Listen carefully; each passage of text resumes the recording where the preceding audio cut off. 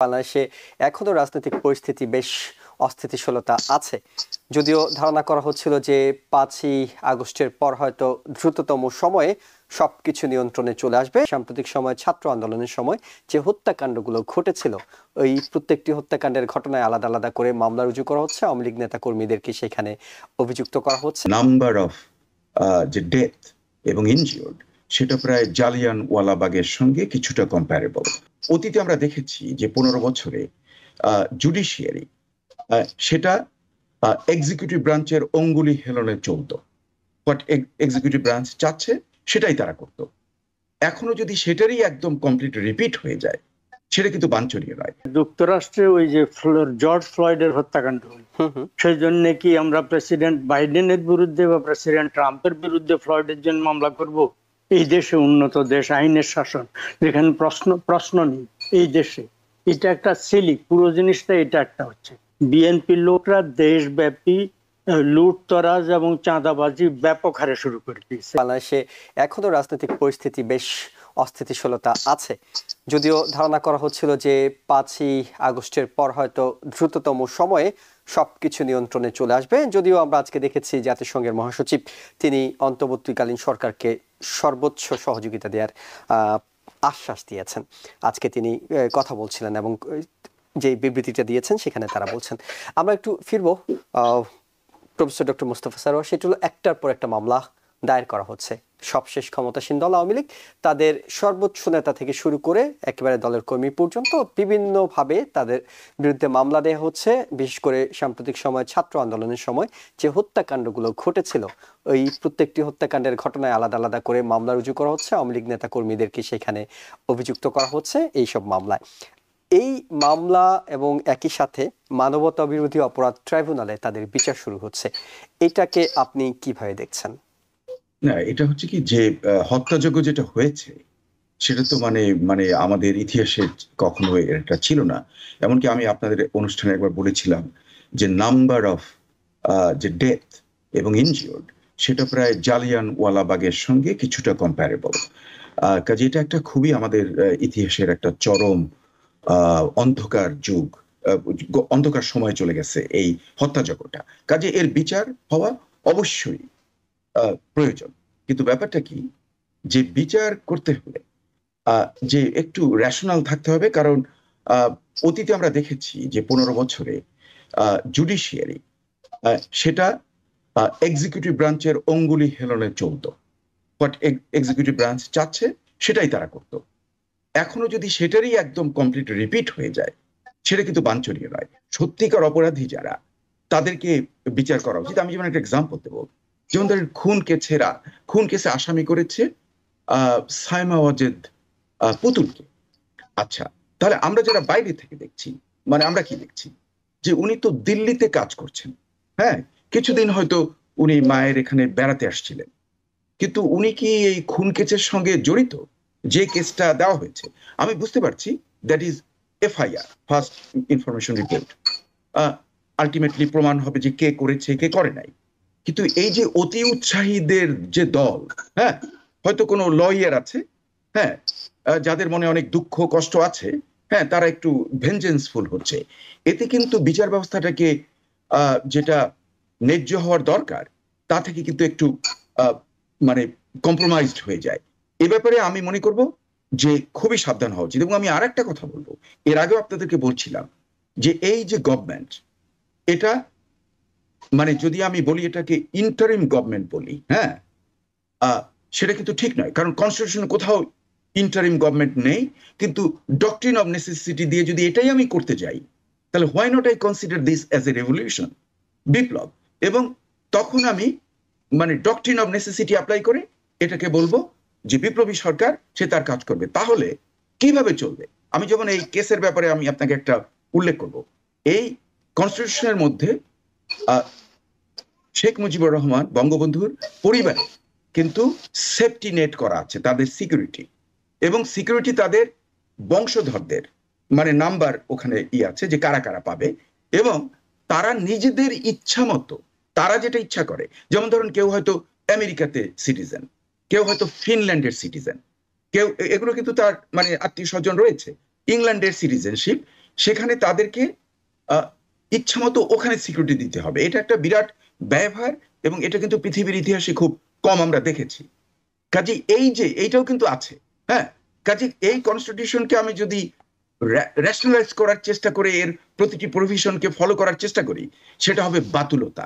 কাজে আমার মতে যে এই গঠনতন্ত্রের কতগুলো প্রভিশনসকে বিপ্লবী সরকার স্থগিত করে দেওয়া অথবা ক্যান্সেল করে দেওয়া, আর কতগুলো প্রভিশনসকে রাখা তার কারণ টু রান দ্য অ্যাডমিনিস্ট্রেশন। তা আপনার তো কিছু রক্ষা কবচ দরকার, সেটা গাইডেন্সের জন্য কিছু রাখতে হবে। যেমন how to run the district, শহর, সেখানে কে কার কি আছে, এগুলোকেই রাখতে হবে। আমার ইমিডিয়েট এই বিপ্লবী সরকারের আমার প্রথম রিকোয়েস্ট হলো যে পিছনে গোখরা সাপ রেখে, আপনি যদি পেছনে আপনার একটা বিরাট গোখরা সাপ রয়েছে, হ্যাঁ, কিন্তু গোখরা সাপটা একটু মাথাটাকে নুয়ে আছে, ওই ভুজঙ্গ, আর আপনি সামনে খুব কাজ করার চেষ্টা করছেন, ওই সাপ কিন্তু ফনা ধরে এসে আপনাকে কিন্তু ঠোকর মারতে পারে, ইউ উইল বি ডেড। যে জন্য আমার অনুরোধ হলো চুপ্পু নামে যে ভদ্রলোক আছেন ওখানে, আপনার শাহাবুদ্দিন চুপ্পু, আপনি কি তাকে গোখরা সাপ বলছিলেন? হ্যাঁ, আমি তাকেই গোখরা সাপ বলছি, এবং তাকে ইমিডিয়েটলি সরিয়ে দেওয়া উচিত।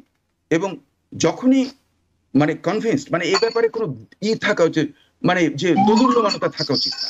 একটা বিপ্লবী সরকারের রেজলিউশন নিতে হবে, ওই চুপ্পুকে ইমিডিয়েটলি বরখাস্ত করে সে কোন কোন কাজে অন্যায় করেছে তাকে বিচারের আওতায় এনে এই বিপ্লবী সরকার গঠন করতে হবে ইমিডিয়েটলি।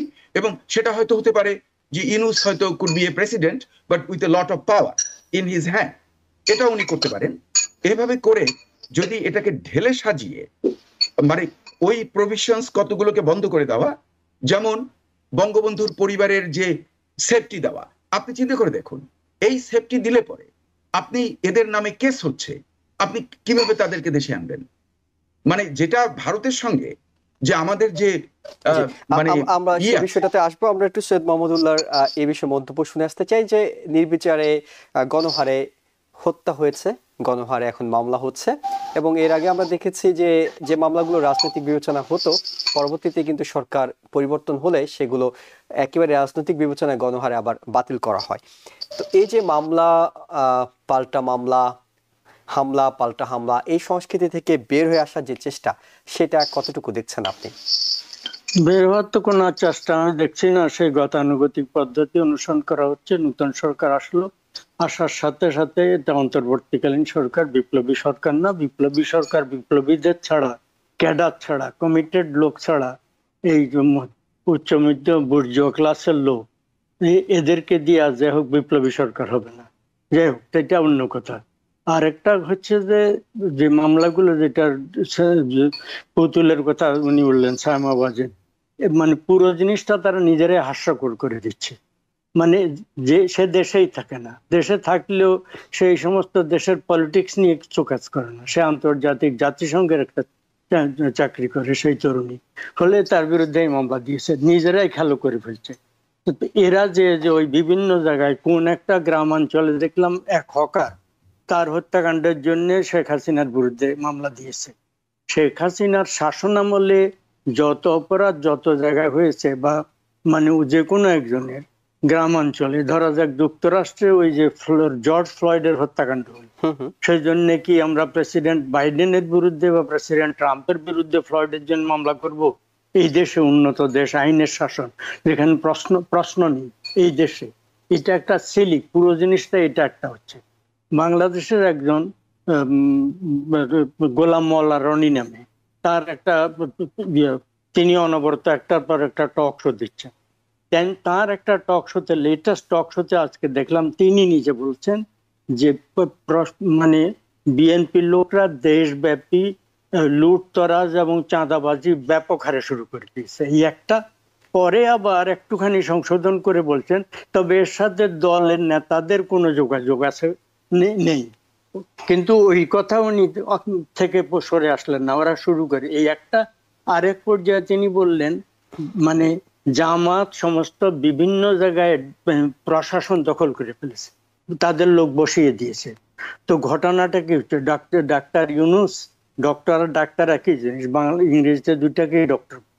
ডাক্তার সাহেব তো আপনার বিএনপিও করেন না, জামাত ইসলামী করেন না, ওনার তো কোনো ক্যাডার নেই। তো যারা বসেছে তারা তো অন্য ধরনের এজেন্ডা নিয়ে তারা তাদের লোক বসিয়ে দিয়েছে। আর এই যে হোলসেল তিনি বিভিন্ন জায়গায় সমস্ত অ্যাডমিনিস্ট্রেশনে ধরা যাক নির্বাচিত লোকদেরকে সরিয়ে দেওয়া হলো, যাদেরকে সরিয়ে দেওয়া হয়েছে, যাদের নাম বলা হচ্ছে সরিয়ে দেওয়া হয়েছে, উপজেলার চেয়ারম্যান, মিউনিসিপ্যালিটি চেয়ারম্যান, সবই তো আওয়ামী লীগের লোকেরা এই মানে মানে নির্বাচন, ভুয়া নির্বাচন এগুলা করে বসিয়ে দিয়েছে। যাক, যাদেরকে সরিয়ে দিয়েছে অনেকে হয়তো এদেরকে মেরেও ফেলা হয়েছে, অনেককে হয়তো জেলে নিয়ে গেছে, এটা একটা হতে পারে। সরিয়ে দেওয়ার পরে এখন সেখানে আবার সমস্ত সরকারি কর্মচারীদেরকে নিয়োগ দেওয়া হচ্ছে। সরকারি কর্মচারী তো অনেককে হোলসেল সেটাও পাইকারি হারে চেঞ্জ করছে। যাদেরকে বসিয়ে দেওয়া হয়েছে তারা তাহলে এক প্রশাসনটাকে চালাচ্ছে, ইলেক্টেড রিপ্রেজেন্টেটিভ না। ওই যে বিপ্লবী সরকারের কথা প্রফেসর সাহেব বললেন, সেটা তো কন্ডিশনটাই ডাজন্ট এক্সিস্ট। ফলে কি হচ্ছে, আমলাতান্ত্রিক একটা ব্যাপার, পুরো দেশে আমলাতন্ত্র চালু হচ্ছে।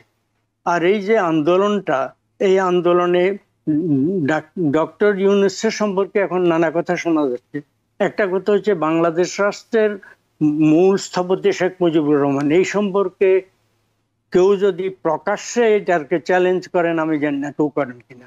তার বাড়িতে যে জঘন্য কাণ্ড হয়েছে, বাংলাদেশের মানে মুক্তিযুদ্ধের যে সূতিকাগার যেটাকে বলা হয় মুজিবনগর সহ বিভিন্ন জায়গায়, শিল্পাচার্য জয়নুল আবেদিন, এই তাদের ছবি, তাদের ভাস্কর্য সব যে পাইকারি ভাবে ধ্বংস করে দেওয়া নানা পরিস্থিতি হচ্ছে, করা হয়েছে আসলে সরকারের হয়েছে কিনা, যেহেতু অনুমোদন না, কিন্তু বাহিনীর কেউ ছিলেন না, এরপরেও হয়েছে। কিন্তু তখন এদের পক্ষ থেকে ডাক্তার সাহেব, ডক্টর সাহেব অথবা তার পুরো এই গ্রুপের ভিতর থেকে একটা সিঙ্গেল বক্তব্য শুনেছেন যে এই ভাস্কর্যগুলা, ওই স্থাপনাগুলা ধ্বংস করা, আক্রমণ করা অন্যায় হয়েছে, এটা শুনেছেন? এটা একটা বক্তব্য আসেনি। বাংলাদেশ রাষ্ট্রের স্থপতির মৃত্যু দিনে রাষ্ট্রের কোন নেতার পক্ষ থেকে ওনার ওখানে ধ্বংসলীলারও কোনো বক্তব্য আসেনি, এবং একটা বাণী পর্যন্ত আসেনি। ফলে তাদের একটা মানে সংশ্লেষ, কোন দিকে তাদের অনুভূতি ইত্যাদি। ডক্টর ইউনূসের বিশ্বব্যাপী একটা বিরাট ইমেজ আছে, কিন্তু আমি একটা কথা আপনাকে বলি, তার এই পুরো ইমেজ বিশ্বব্যাপী, এত লোক নোবেল প্রাইজ পেয়েছেন, ডক্টর ইউনূস ছাড়া আর কোন নোবেল প্রাইজ ওয়ালার নিজস্ব পাবলিসিটি অর্গান এই সিস্টেম নেই। কেমন এই আর কারণে, এবং পৃথিবীতে এত জায়গায় এত মানবাধিকারের লঙ্ঘন হচ্ছে, কখনো এই যে একজন শান্তিতে নোবেল বিজয়ী সুচি, তাকে অ্যারেস্ট করে রেখেছে সামরিক জান্তা, সেই ব্যাপারে ডক্টর ইউনূস কিছু বলেছেন? তার বিরুদ্ধে অভিযোগ থাকলে সেটা বলুন, কিন্তু তাকে তো অন্যায়ভাবে তার সরকারকে উৎখাত করে সেখানে এটা করেছে। তিনি 2016 সালে আমরা দেখেছিলাম যে রোহিঙ্গাদের উপর যে নির্যাতন হচ্ছিল, সেই বিষয়টা নিয়ে তখন মিয়ানমারের স্টেটমেন্ট দিয়েছিলেন। আমি যে একজনকে যে একটা ইলিগালি মানে সরকার উৎখাত করে সেখানে একটা সামরিক শাসন আমাদের প্রতিবেশী, তো সেটার উপরে বলে আমরা তাই নিয়ে এটা করছেন। তো তার এই যে সিস্টেমগুলা, এখন তার উপরে যে শেখ হাসিনা বলে হেনস্থা হয়েছে, অন্যায় করা হয়েছে, অবিচার করা হয়েছে, সেই কারণে তিনি যদি রাগ পোষণ করে তার অ্যাডমিনিস্ট্রেশন চালান, এবং আমরা সেটা যদি দেখে আরো সামনে দেখার সুযোগ আমরা পাবো আসলে কোন দিকে যাচ্ছেন। কারণ let me finish this sentence, at the end of the, এই সময়ে তার যে ভূমিকা, এইটা শেষ পর্যন্ত at the end of the day এটা তার আজীবনের সমস্ত কিছুর উপরে ইম্প্যাক্ট করবে। নিউ ইয়র্ক থেকে সম্প্রচারিত TVN 24 টেলিভিশন, বিশ্বজুড়ে বাঙালির কণ্ঠস্বর।